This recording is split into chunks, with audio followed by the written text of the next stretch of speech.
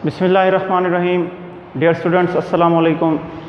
शाज़मान Akbar from CCU chemistry class 10th chapter number 14 atmosphere के हवाले से लास्ट टॉपिक हमारा था greenhouse effect and global warming.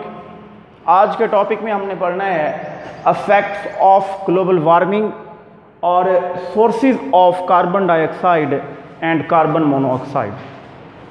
Affects of global warming में कि ग्लोबल वार्मिंग क्या थी कि जब concentration of carbon dioxide in air के हवा में कार्बन डाइऑक्साइड की कंसंट्रेशन इंक्रीज़ होती है तो अर्थ के अराउंड वो थिकनेस जो थी कार्बन डाइऑक्साइड लेयर की उसमें इजाफा होता है, जिसकी वजह से ज़्यादा जो सोलर रेडिएशंस हैं वो ट्रैप्ड होती हैं और एवरेज टेम्परेचर से जो टेम्परेचर है अर्थ का वो बढ़ने लगता है और अर्थ जो है वो तपने लगती है, जो ज़मीन है वो तपने लगती है, वो वार्म होने लगती है। इसे हम क्या कहते हैं? इसे कहते हैं ग्लोबल वार्मिंग।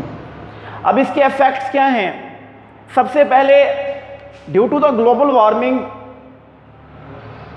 हर साल अर्थ के टेम्परेचर में 0.05 डिग्री सेंटीग्रेड पर ईयर इसमें इजाफा होता है। सालाना कितना इजाफा होता है? अर्थ के टेम्परेचर में 0.05 डिग्री सेंटीग्रेड इसका दर्जा हरारत जो है वो हर साल बढ़ता है। इसके बाद वेदर पैटर्न्स जो हैं, आबो हवा में तब्दीली आती है। आबो हवा में हर साल तब्दीली आती है कि पिछले साल से जो नया साल आएगा उस पिछले साल की निस्बत जो नया साल होगा उसमें एक्सट्रीम वेदर कंडीशंस होंगी।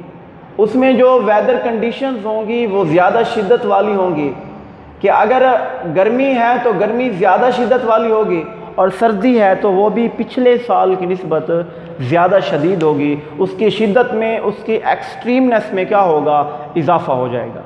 तो इस तरीके से जो ग्लोबल वार्मिंग है उसमें उसकी वजह से वेदर पैटर्न में भी क्या आती हैं? चेंजेस आती हैं। इस आबो हवा में भी क्या आती है? तब्दीली आती है। इसके बाद ग्लोबल वार्मिंग, जाहिर बात है, अर्थ का जब एवरेज टेम्परेचर बढ़ेगा अर्थ जो है वो वार्म हो जाएगी। उसकी वजह से जो ग्लेशियर्स हैं और स्नो कैप्स, जो बर्फ़ के तोदे हैं, वो क्या करते हैं? वो पिघलते हैं। जब वो पिघलेंगे तो उनसे निकलने वाला जो पानी है वो रिवर्स में जाएगा, वो सी में जाएगा, वो ओशंस में जाएगा, जिसकी वजह से जो हमारे पास फ्लड रिस्क्स, सैलाब के ख़तरात बढ़ेंगे। सैलाब के ख़तरात बढ़ने के साथ साथ ट्रॉपिकल साइक्लोन्स जो हैं, ट्रॉपिकल साइक्लोन्स के जो रिस्क हैं उनमें भी इजाफा होगा।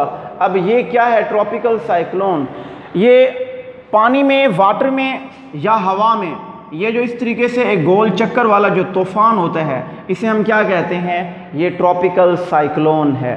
तो जैसे ग्लोबल वार्मिंग की वजह से टेम्परेचर बढ़ता है, उसकी वजह से ग्लेशियर्स और स्नो कैप्स पिघलते हैं, वो वाटर उनसे निकलने वाला क्या करतेगा? उसकी वजह से फ्लड रिस्क्स भी होते हैं, वो भी बढ़ते हैं और ट्रॉपिकल जो साइक्लोन्स हैं उनमें भी क्या होता है? इजाफा होता है। इसके अलावा जब सी लेवल राइज होगा, सी लेवल राइज होगा, दरिया का पानी या समंदर का पानी जब बढ़ता है, उसका लेवल बढ़ता है, उसके लेवल बढ़ने की वजह से जो लो लेयरिंग एरियाज हैं जिनकी बुलंदी कम है, लाइएबल टू सबमर्ज्ड, उनके डूब जाने का ख़तरा होता है। और इसकी वजह से जो प्रीवियस पॉपुलेटेड एरियाज़ हैं, जो पहले से आबादी वाले इलाके हैं, वो क्या होते हैं? No longer inhabitable. अब वो ज़्यादा रहने के काबिल नहीं होते। क्यों? क्योंकि सी लेवल में इजाफा हुआ। जब सी लेवल में इजाफा हुआ तो उनके डूबने का ख़तरा है। तो ये हमारे पास थे affects of global warming. Per year temperature में कितना इजाफा हुआ? इसके अलावा वेदर पैटर्न चेंजेस हुए, मेल्ट ग्लेशियर्स और स्नो कैप्स ये पिघले तो इसकी वजह से फ्लड रिस्क और ट्रॉपिकल साइक्लोन्स जो हैं इनके इजाफा हुआ।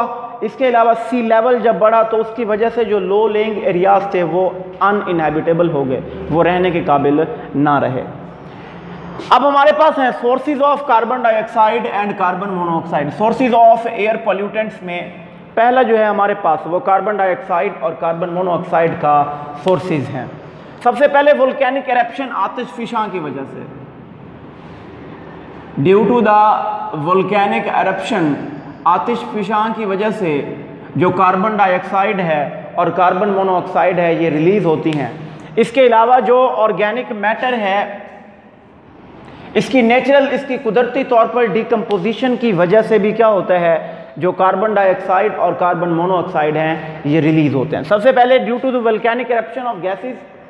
दूसरा जो है हमारे पास है natural decomposition of organic matter, आतिशफिशां के फटने और इस कुदरती ऑर्गेनिक मैटर की कुदरती डिकम्पोजिशन की वजह से क्या रिलीज होती हैं, कार्बन डाइऑक्साइड और कार्बन मोनोऑक्साइड। इसके अलावा कंबस्शन ऑफ फॉसिल फ्यूल्स।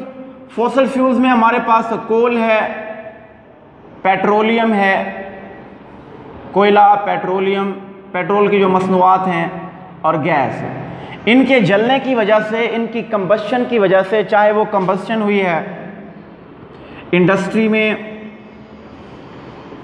चाहे वो कंबस्शन हुई है कंबस्शन इंजन्स ऑफ व्हीकल्स के कंबस्शन इंजन्स में, या चाहे वो कंबस्शन हुई है किल्न में, भट्टी में, तो यहाँ पर जब इन फॉसिल फ्यूल्स की कंबस्शन होगी तो इनकी कंबस्शन की वजह से, कोल, पेट्रोलियम और गैस की कंबस्शन की वजह से क्या रिलीज होती हैं, कार्बन डाइऑक्साइड और कार्बन मोनोऑक्साइड गैसेस। इसके अलावा फॉरेस्ट फायर्स और बर्निंग ऑफ वुड, जंगलात में आग लगने की वजह से या लकड़ी के जलने की वजह से भी क्या रिलीज होती हैं, कार्बन मोनोऑक्साइड और कार्बन डाइऑक्साइड। अगर हमारे पास इसमें ऑक्सीजन की सप्लाई लिमिटेड है, लिमिटेड सप्लाई ऑफ ऑक्सीजन है, ऑक्सीजन की सप्लाई कम है, तो कौन सी हमारे पास गैस रिलीज होनी है, कार्बन मोनोऑक्साइड। क्यों? क्योंकि इनकम्प्लीट कंबस्शन होगी। जब नामुकम्मल कंबस्शन होती है तो उसके नतीजे में कौन सी गैस रिलीज होती है, कार्बन मोनोऑक्साइड, जो बहुत ही ख़तरनाक एयर पोल्यूटेंट है। यहाँ तक हमारे पास आज का जो टॉपिक था जिसमें हमने इफेक्ट्स ऑफ ग्लोबल वार्मिंग और सोर्सेज ऑफ कार्बन डाइऑक्साइड और कार्बन मोनोऑक्साइड को डिस्कस किया। यहाँ तक हमारा ये टॉपिक एंड हुआ है। इसको अच्छे तरीके से प्रिपेयर कीजिएगा। Wish you best of luck. अल्लाह हाफिज़।